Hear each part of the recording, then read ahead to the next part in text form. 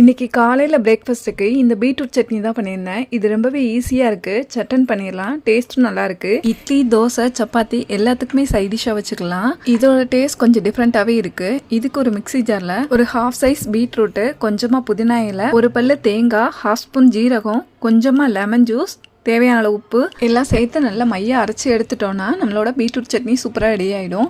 காரத்துக்கு இதில் பச்சை மிளகாய் ஆட் பண்ணணும், நான் மறந்துட்டேன். ஸோ அதனால் ஃபைனலாக இடித்து இதில் ஆட் பண்ணிக்கிட்டேன். ஃபைனலாக நல்லெண்ணெயில் கடுகு, கருவேப்பிலை, வரமிளகாய் இதெல்லாம் தாளித்து சட்னியில் ஆட் பண்ணிக்கிட்டோன்னா நம்மளோட பீட்ரூட் சட்னி சூப்பராக ரெடி ஆகிடும். நான் இன்றைக்கி இந்த பீட்ரூட் சட்னியை தோசையோடு தொட்டு சாப்பிட்டேன்.